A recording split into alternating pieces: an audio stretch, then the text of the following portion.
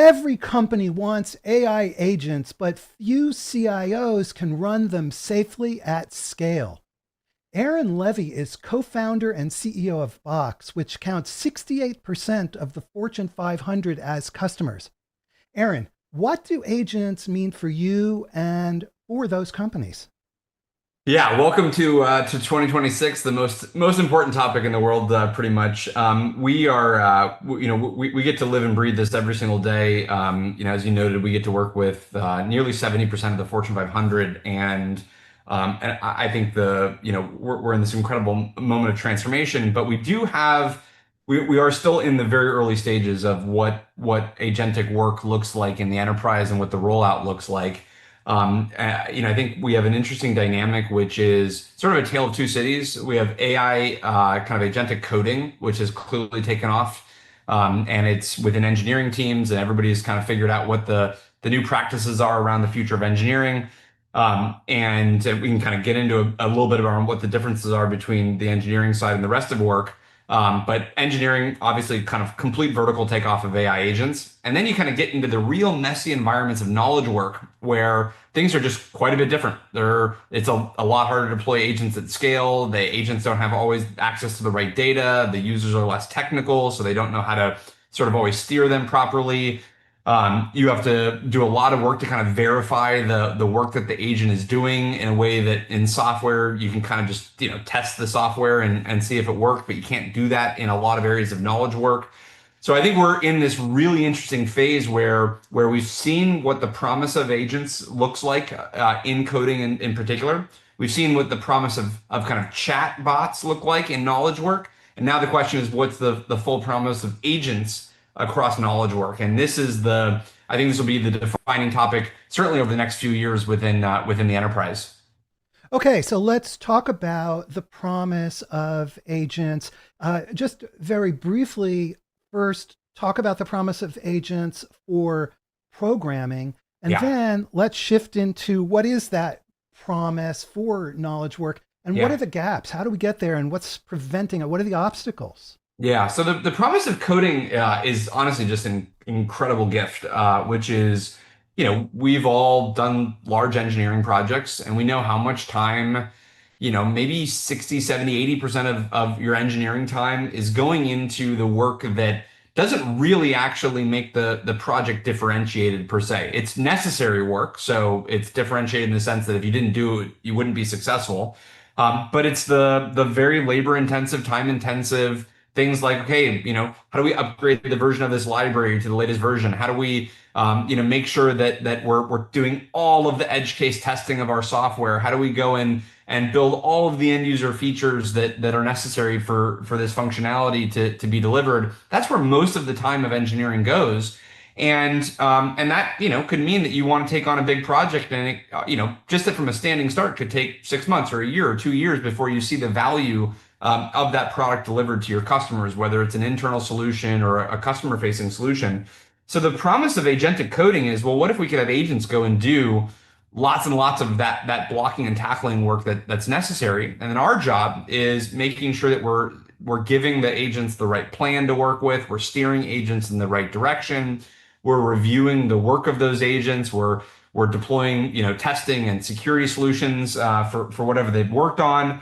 And could we shrink that 1 year project into 2 months? And that was a kind of a fantastical concept that honestly would have, people would not have believed you 3 or 4 years ago if you had said that, because all we had was like type ahead functionality in our code editor. Now that promise is reality. Like we're seeing this every single day internally at Box. We're seeing it from our customers, which is we might be able to literally do, 3, 5, 10 times more work than we were able to do before. And the corollary is you might be able to do it 3 or 5 or 10 times faster. So this is what we're seeing on the engineering side. At Box, it means that we can just build a much more significant product roadmap. For our customers, it means that they can take on way bigger problems than they could have before, which is amazing. So that's the promise. Okay, so that's the promise and actually the reality in terms of engineering and software Yeah. development. Well, Now, yeah. go No, go ahead, for it. please. Sorry. What about knowledge work? Why Yeah. you describe that as being messy, complicated? Yeah.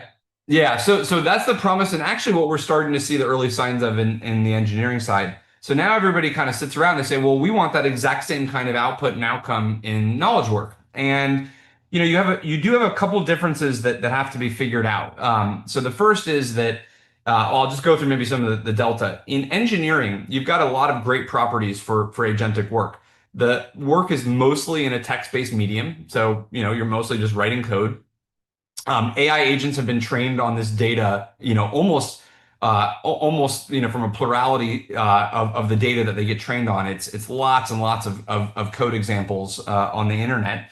Your users are obviously much more technical because they're engineers, and so they can both implement the technology themselves, but they can keep up with all of the updates that are happening in AI. So it's much easier when a new model comes out that they can go and implement that latest model, or when some new kind of alpha emerges in the industry where, if you configure MCPs or CLIs in a certain way, they can adopt that much faster. You have another property, which is that the work is more or less verifiable in that if I build a bunch of code, I can go and do a regression test on it. I can see, did I break anything or does it still work? Now compare that to knowledge work. You have a generally less technical audience just by definition.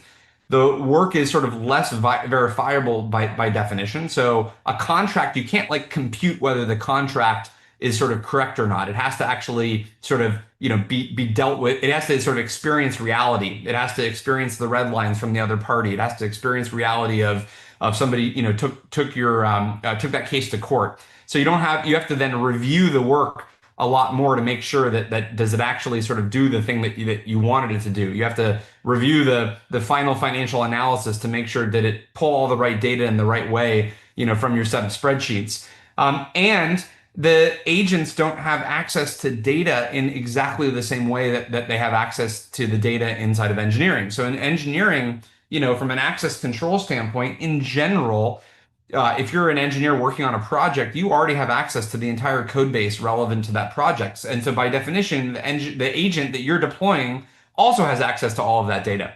Well, in the enterprise, we're constantly asking for permission to other systems and other resources and other data environments. And so an agent is only as good as the data that it has access to. But in the enterprise, we have lots of systems that are either not well maintained, or the agent can't get access to the right data, or maybe even worse, you have too much access to information. And we had sort of, a security through obscurity in your organization. So now all of a sudden the agent is leaking data to the wrong people. So think about just that sort of T chart that I just went through, and think about how many differences there are between agentic coding and agentic knowledge work. So the project ahead for all of us, kind of across the economy, whether you're a tech company or you're, a user of technology, is how do we take those same gains that are happening in coding and how do you bring them to the rest of the world and the rest of our organizations? And that is just going to be a very big project that will take years and years of sort of diffusion into organizations. Now, I'm extremely excited about it because it means there's all new roles that are emerging to go do this. These are the upside when you're on the other end is tremendous because now you can actually accelerate your organizational productivity. But make no mistake, this is a very real effort that companies have to go through right now.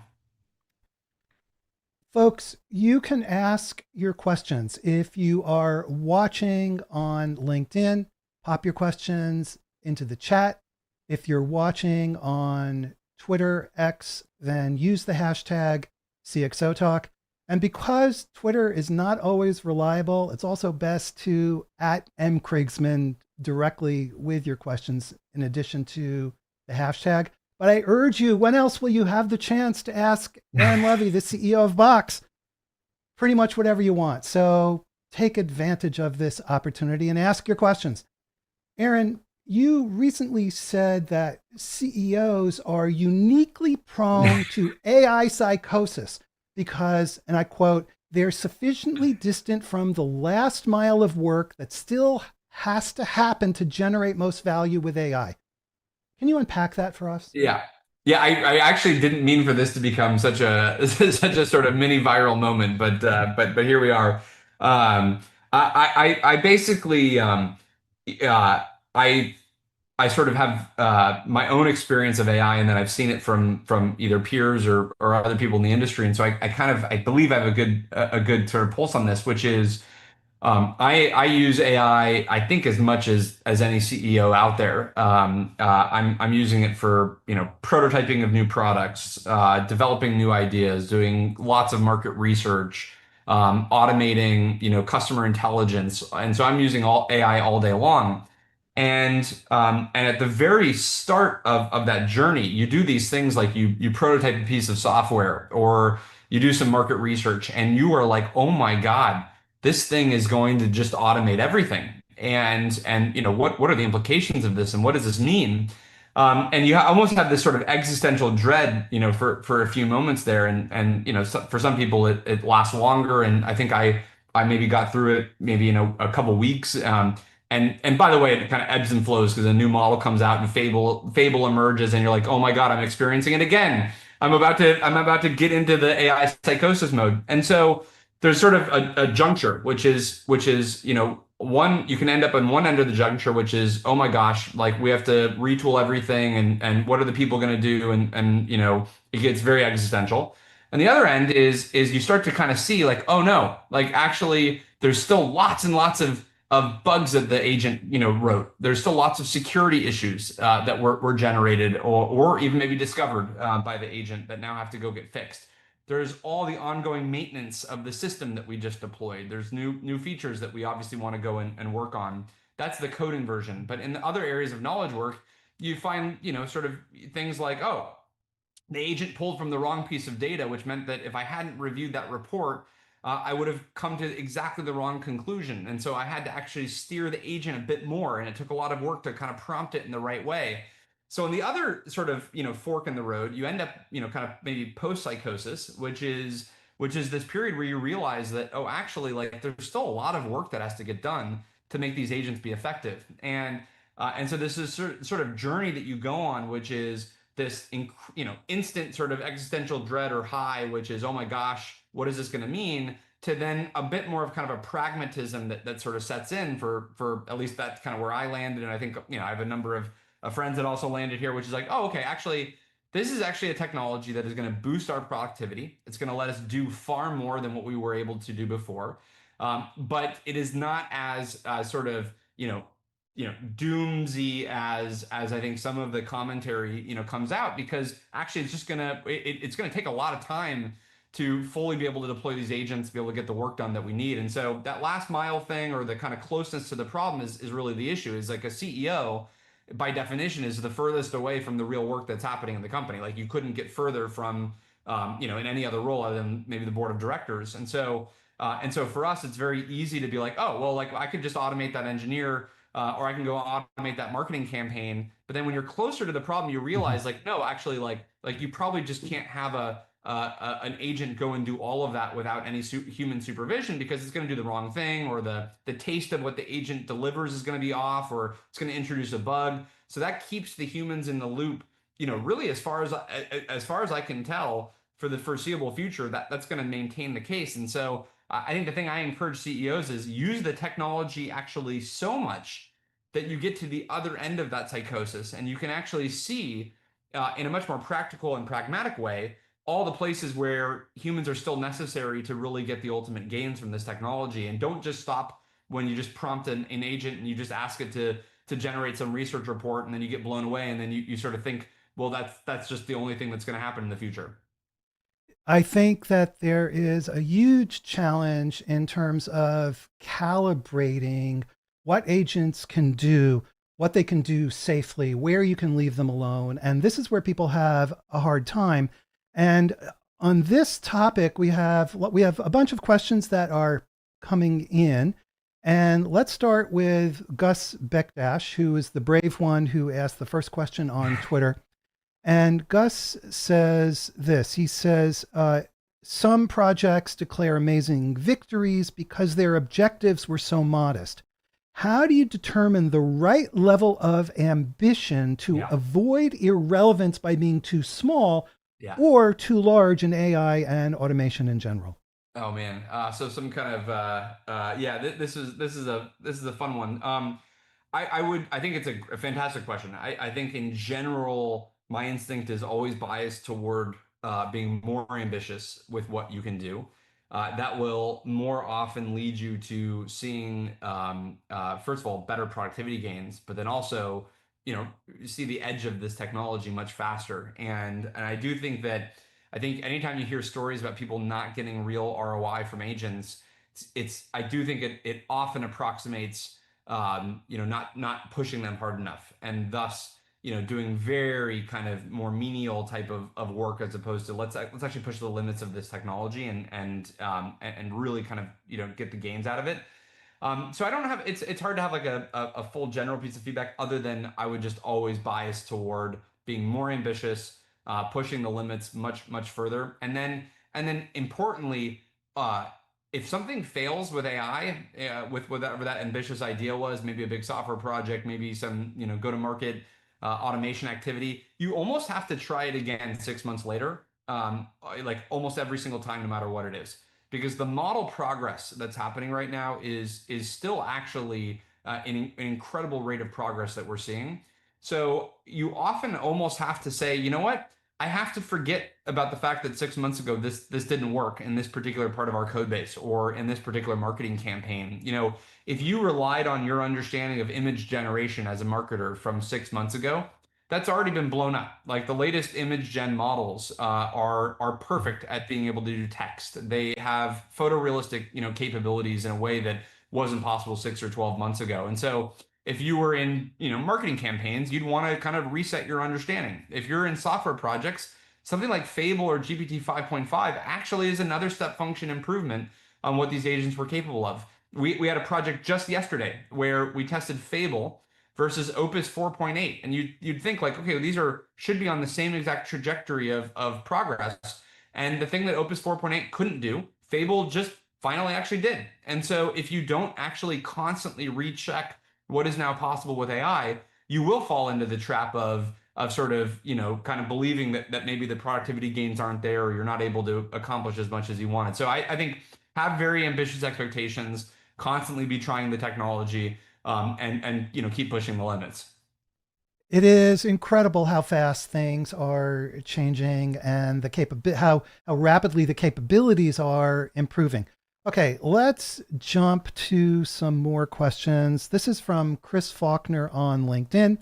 What are your thoughts on the forward deployed engineer FDE concept? Yeah. I've drunk the Kool-Aid on this one. So I think there's probably two kind of versions of it. And so it's hard to know exactly where the which one the question's coming from. I actually think there's going to be a role for effectively an internal FDE, and this is some kind of IT business AI automation engineer type role. I think often it's going to live within the technology or IT organization, but be embedded within the actual line of business that it's trying to bring automation to. So there's the internal version. And then there's the external version coming from either the vendor or the systems integrator or maybe a new consulting firm, which is effectively, if we go back to what's the difference between coding agents and the rest of knowledge work, it's a lot of it does come down to how technical the user is and their ability to navigate around all of the challenges that agents run into. So one of the big challenges is, do agents have access to the right data to be able to work with? Do they have access to the right internal systems to be able to pull context into the context window to be effective? Well, an engineer kind of knows all their way around those different systems. They know how to get access to resources. They know how to set up MCP servers. They know how to set up CLIs. They can deal with kind of compute sandboxes that the agent might need to be able to run into. This is just not necessarily how most of knowledge workers were trained. These are not the things that we've ever had to think about. We're kind of used to, like, we go into PowerPoint, we go into Word, we go into GDocs, we go into Slack, we generate a bunch of stuff. We know how to create files and share them. We know how to do kind of lightweight manipulation of these tools. But actually, for an agent to be really effective, they need access to all the right data. The data's got to be in the right format. You probably need skills files and ways of having agent sort of kind of README files in the process. This is sort of this agents.md phenomenon that has emerged. You have to have the permissions to actually turn on the MCP servers. All of that is technology work. There's almost no way for that to not be done by somebody at least either formally trained or has sort of figured out how to be highly technical. So the job of FDEs is basically go help companies sort of first of all understand today's workflow and then figure out how to bridge the capability of the technology that is emerging and constantly changing with the workflows of that organization. And sometimes you can get lucky and you can kind of embed agents in an existing business process and it sort of just miraculously works. But oftentimes you actually have to re-engineer the process. You have to migrate the data sources into a modern system. You have to sort of change the workflow so agents can be more effective in that workflow. All of that is effectively the work of the forward deployed engineer. And that forward deployed engineer could come from a vendor like a Box or a Salesforce or a Palantir, or it could come from a systems integrator or maybe a new consulting firm. So I think there's going to be all these new roles that emerge, which are basically the technical talent that has enough business acumen to get into the business processes of that organization, but successfully implement the tools of AI to actually bring agents to bear in those workflows.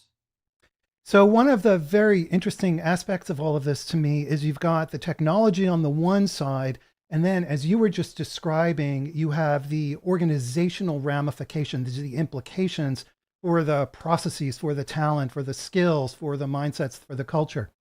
Let's stay with the technology for a moment. We Sure. have, and then we'll come back and try to unpack some of these other threads because they are just crucial. And especially, we want to give advice and guidance to CIOs, and that those organizational questions get right to the heart of it. But Robbie Hassan on LinkedIn says, looking ahead 3 to 5 years, but I'm going to say looking ahead for a year or two. Do you think the biggest competitive advantage will come from having the best AI models or still owning the best proprietary data workflows and distribution? And I'll ask you to also incorporate into this the extent to which the models are becoming commoditized, Yeah. Yeah. because you just yourself just described, the using different models, which Yeah. means you're swapping. Yeah.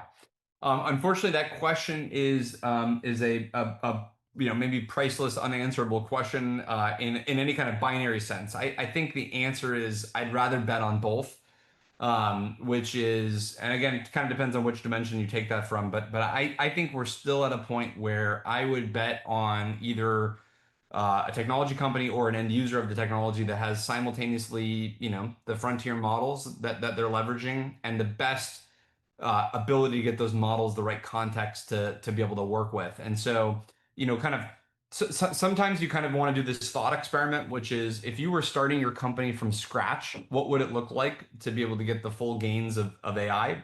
And I think it's kind of, pretty intuitive that if you could start your company from scratch, you'd basically design your business processes in such a way where the agent has sort of innate ability to get access to the context it needs to help you automate work.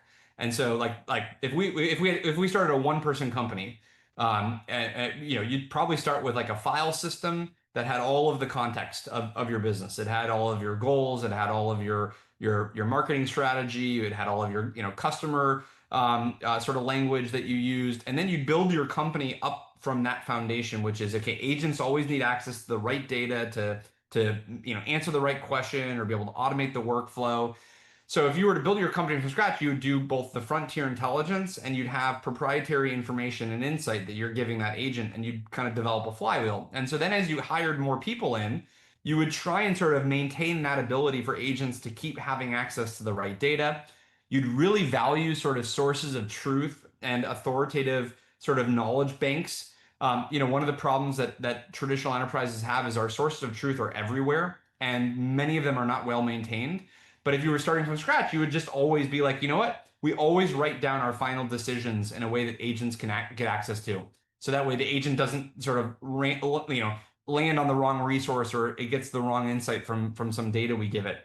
So that's what you do if you could start from scratch. So to the question, what should you do right now in any kind of meaningful or large enterprise? I think you basically are trying to do whatever you can to get to the point where a company from scratch it sort of is built up in this kind of way. So I would be betting on frontier intelligence right now with the combination of access to the right context for those agents to be effective, and making sure that your organization is built in such a way where you can get those agents the right data in those workflows. Now, to your second question that you added on top of that, this is sort of a different, then the question is architecturally, does that mean that you sort of bet entirely on one frontier model? Probably not. You probably want to sort of design some kind of neutrality where right now I think you should still try and exploit the gains from frontier intelligence as much as possible. But in 1 or 2 or 3 years from now, I think you're going to see this sort of stratification between the cost of frontier intelligence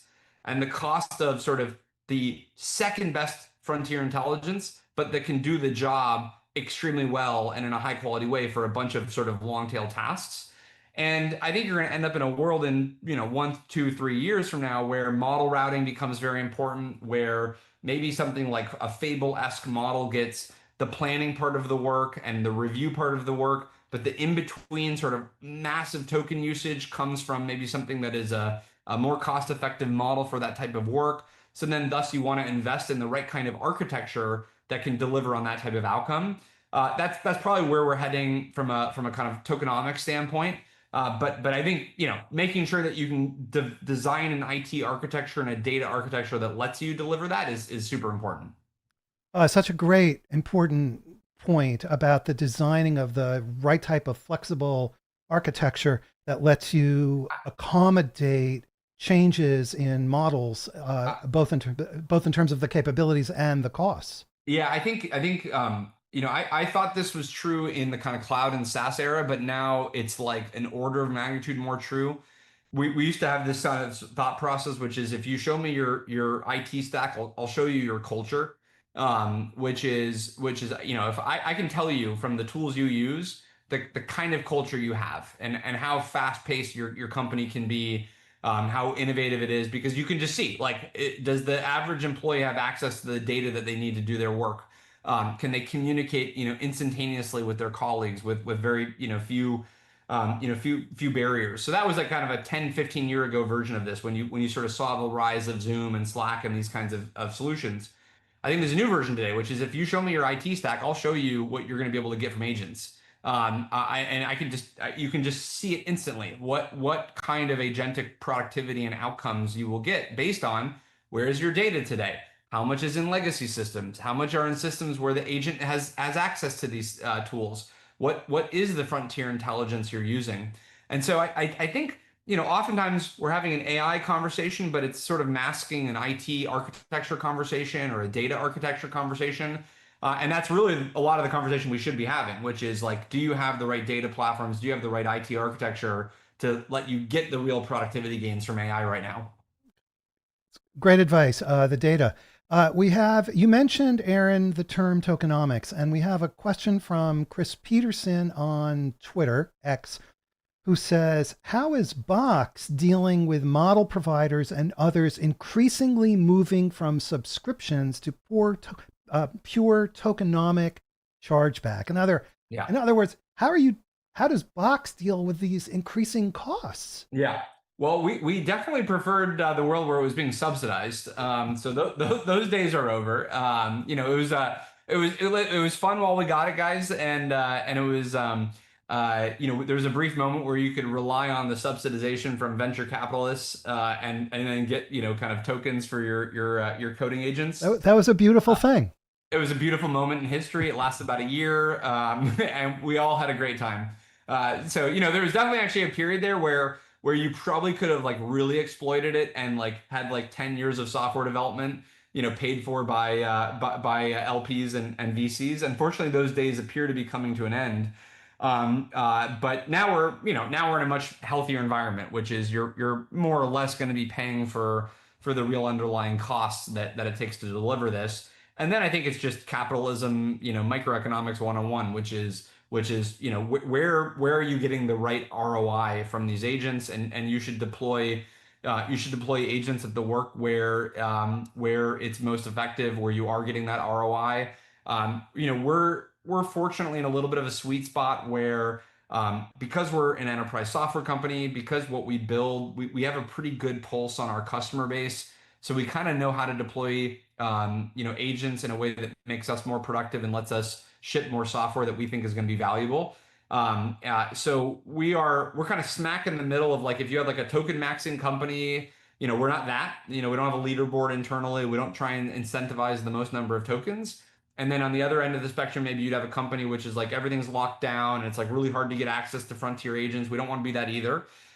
We try and rely on, more sort of mature, sophisticated approaches of like, as long as we have a really good product roadmap, and we have really good sort of product managers and engineers kind of working on designing that, then actually I'd rather move that product roadmap forward as fast as humanly possible, which means that if the token spend goes up exponentially, that should actually be correlated with a good thing, which is we can deliver more software to our customers faster. And then it's more of a CFO exercise, which is how do you plan for that? How do we budget for that? What are the trade-offs we're making in the organization?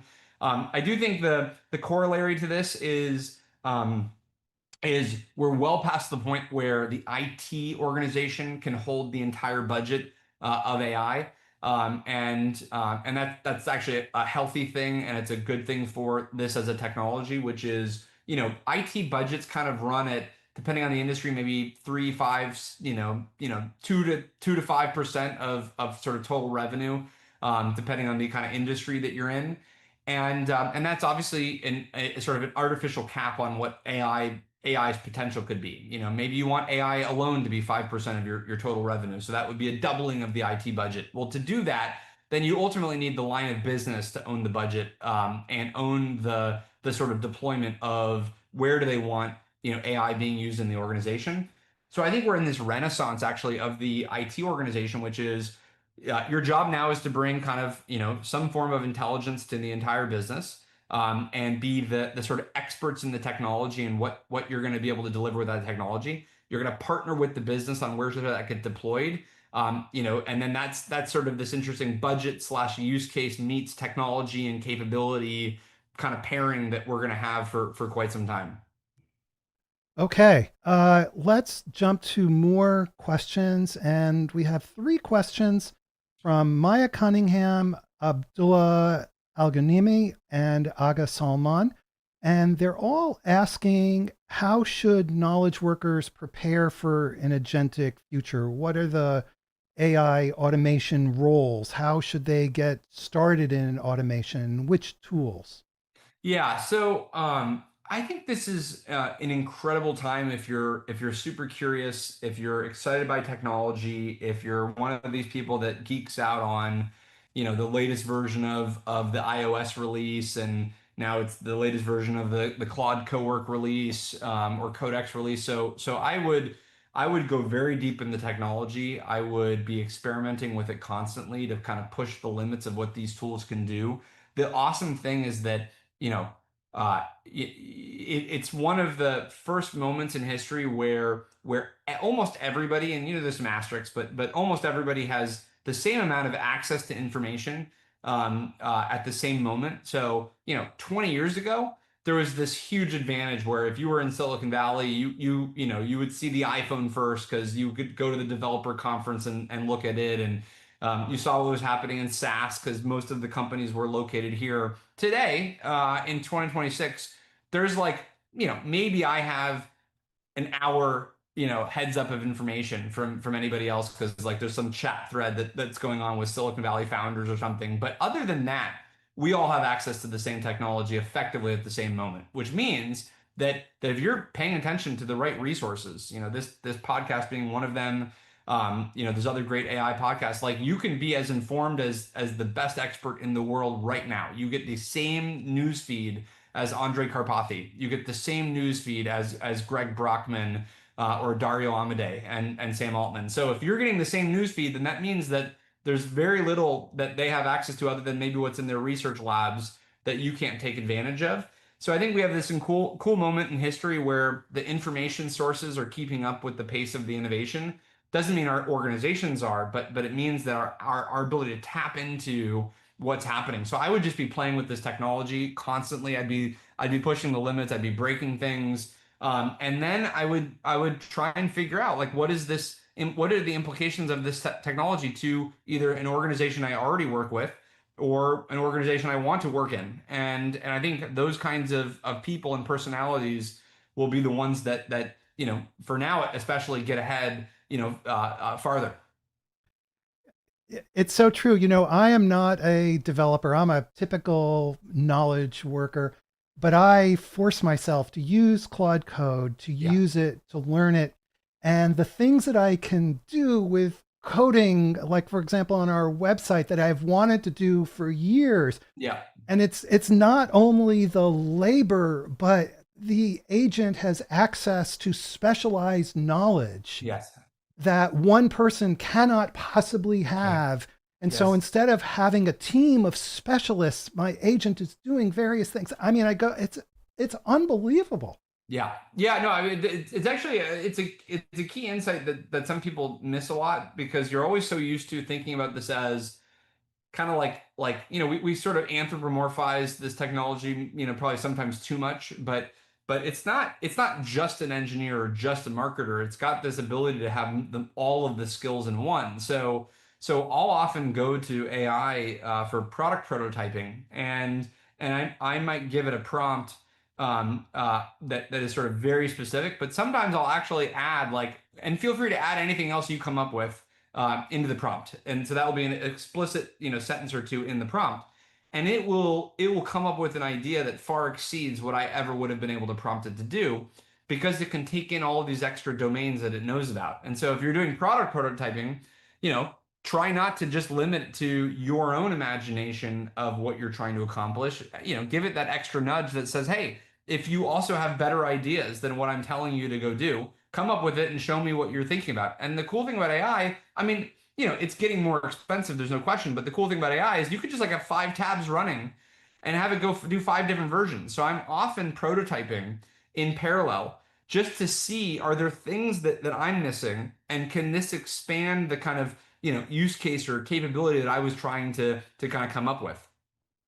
Yeah, it's awesome. Okay, some more questions. And by the way, folks, now would be an excellent time for you to subscribe to the CXO Talk newsletter so we can notify you about upcoming shows and you can really be part of our community.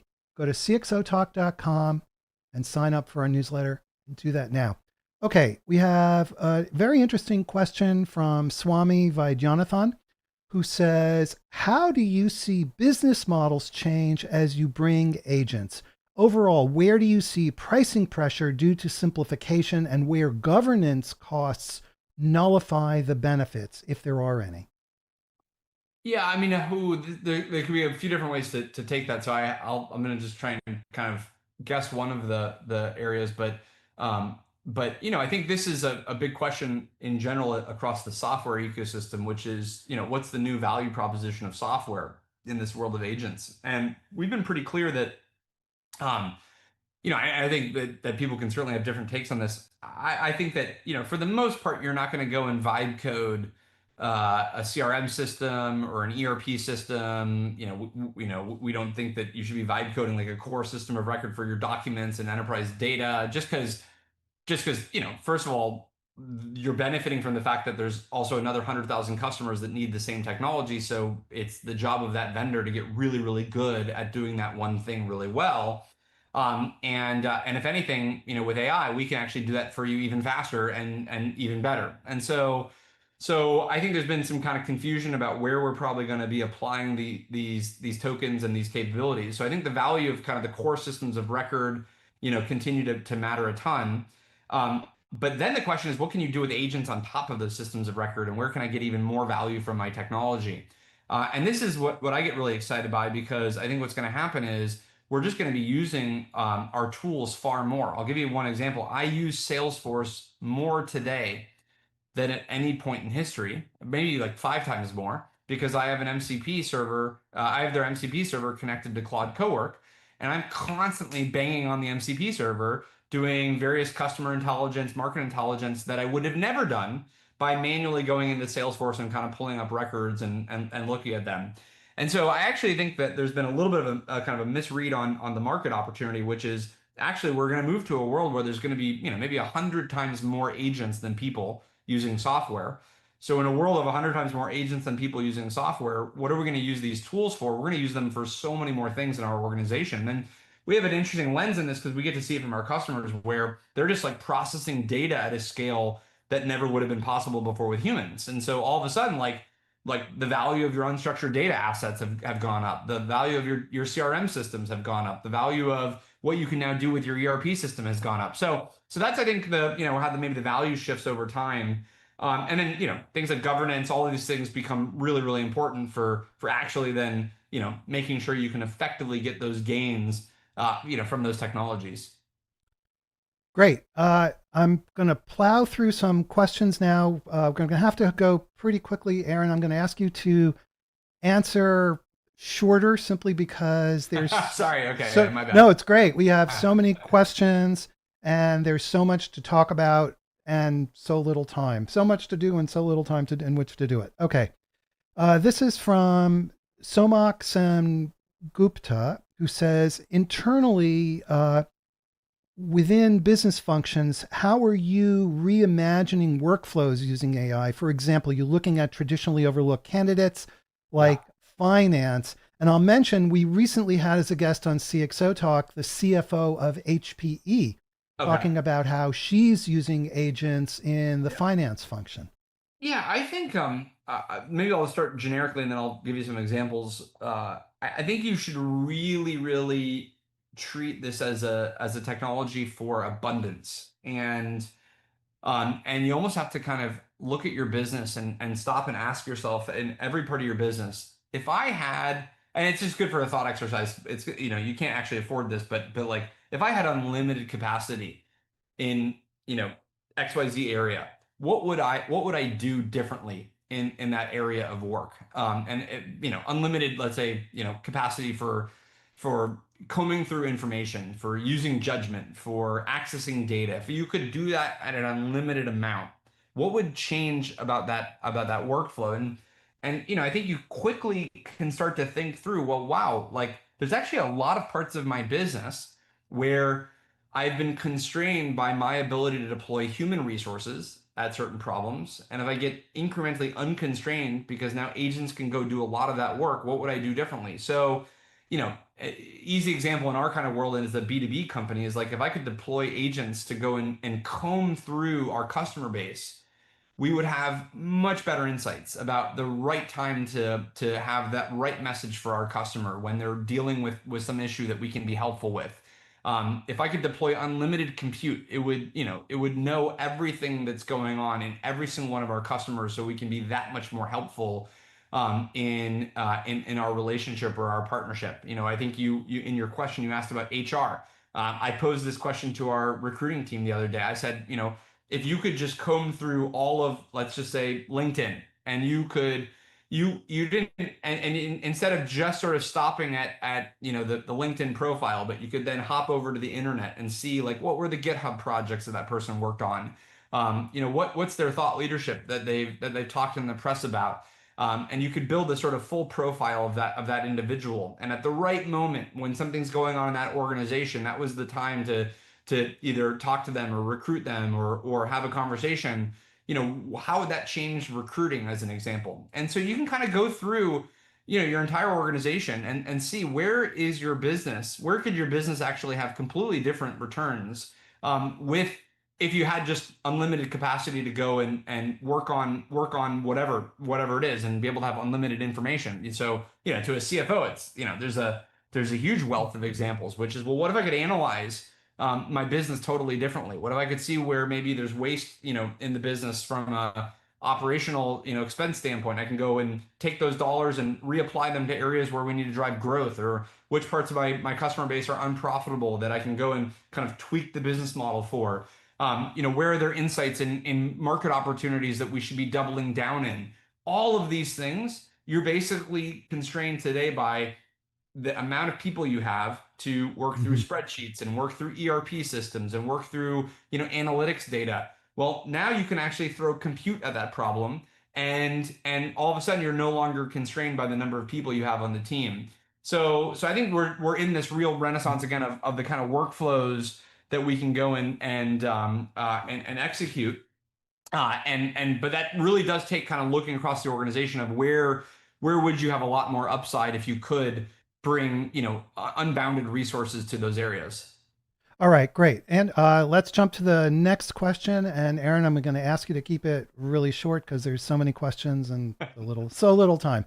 Okay, this is from Santosh Vasantha Kumar, who says, "What are some of the best practices followed at Box to measure value generated from AI adoption? For example, value maxing versus token maxing." Yeah. Definitely a big fan of value maxing, and I'm glad that terminology has already taken over from token maxing pretty quickly. Um, I think honestly, it's hard to be too generalizable about this. I think it's probably no different than if you were to ask that exact question 20 years ago before any form of AI or cloud technology or whatever, you just said, how does somebody measure the ROI in the marketing team or in the sales team or in the finance team? I think you'd have to use whatever tools we have always thought about, which is well, I have a certain amount of dollars. I can deploy those dollars against, a variety of different sort of things in my business. I could do events. I could deploy marketing campaigns. I could build products. I could hire people at a certain price point. I can do infinite set of things. So how have we ever measured ROI? It's basically amongst all of these choices and all of these opportunity costs, where is the most effective use of the incremental dollar going to go in? And maybe the bittersweet news here is that it is no harder or easier to do this with AI than at any other point in history. It's always been this kind of squishy thing where there's some judgment and you're kind of like, sometimes you guess and sometimes you guess wrong and sometimes you guess and you guess right and then you keep doubling down. AI is no different. You're going to be experimenting. You need you need high judgment people. Maybe the one difference, I guess, is certainly if you like, with the wrong prompt and the wrong limits, you could probably like go and spend $50,000 and wake up the next day and like have that bill. So like you do have to be like pretty thoughtful about, okay, where are we going to go deploy these tokens? But short of just making sure you don't make catastrophic mistakes like that, I think the problem looks pretty similar to the history of business, which is you need people close to the business with budgets that have high judgment. They understand the technology, they understand what it's capable of, and then you need a rigorous process to constantly be reviewing where are you getting the ROI, from these deployments. This is not a sort of a one stop, one shot kind of environment. This is an ongoing budget management process. I have to highlight this comment of Aaron's because if you're a CIO, it's not just a matter of the technology. Success is not just a matter of the technology, but of developing, he used this term, judgment and the business acumen. And this is not a new story. This has been going on, forever. It's never been more true than today. It's been true in Yeah, the past, equally true today. Okay, next question. And Aaron, I'll ask you just to answer these in like one or two sentences. sure. So, I'll because try I'd my like to best. try to get to everybody if we Okay. can. Okay. This is from Zoe Farrell Roden, who says, "Given the trap one falls into if you don't keep up with AI and the many iterations, what do you see as the most valuable skill knowledge workers, most valuable skill knowledge workers need to have in today's world, other than adaptability?" I do think it's really important to keep up with the technology. I don't know of a replacement to that. Unfortunately, I know that was in as the qualifier to the question, but I think you just have to find a way to stay as current as possible, and it behooves companies for educating their employees as well on this. Okay, and let's go to the next one. Greg Walters says, "It seems that the best AI implementations rise from employee up versus the C-suite down." Your view on that? I think that's like 90% accurate. I think that there's, the person that actually owns the delivery of a particular project is in the best position to know, what's the rate of productivity they can get with AI, assuming that they have religion on this. The only exception is when you just have some things that are either so expensive or transformational that you need the kind of senior leadership to get behind or kind of to identify. But I would generally bias toward that point. Okay, and this is from LinkedIn from Yah, who says, Aaron, building on your point about playing with the technology, if everyone has access to similar AI tools and information, what separates a strong early career candidate from the rest? What should students practice or build to demonstrate real AI fluency? Yeah, I think again, this combination of both technical skill and business acumen is sort of still the best approach, which is if you're interested in marketing, get both really, really good at marketing and the core principles of marketing, but also understand how AI accelerates building a marketing campaign or doing market research. And so being able to live at that intersection is, I think, still the most sort of potent way that you're going to be able to go and deploy this technology. And so I would tell that to, if you're doing, clinical drug trials and you're in life sciences, you know, deeply understand that, but then also understand how something like Claude Code or Codex helps accelerate that kind of work. Okay, and again, just in one sentence, Simone Joe Moore says, do you see governance changes now as an AI add on or embedded? And she'd love you to use the word squishy, or Okay, you did squishy. use it. Squishy for sure. I think it's got to be. I think it's mostly embedded, but there's some areas where it's got to be, kind of an adjunct. Okay, I'm trying to get to everybody. I've been skipping some by mistake here. Ken Walker, using different tabs as a type of peer review between varied iterations. Sounds like that's what you're doing. Yeah. Okay, let's see. Tope Ajeho says, your thoughts on agentic AI have been very helpful. This week at the Blue Chip Data and AI Summit, he was a panelist on the future of work, and he did share the importance of focusing on the pain and value against the tools which are moving at a really fast pace. So there is some pain that's involved with keeping up. Thoughts on that very quickly? I feel the pain all day long. So so it's I completely agree. Okay, Aaron, we have just a couple of minutes. What advice do you have for CIOs in relation to AI adoption?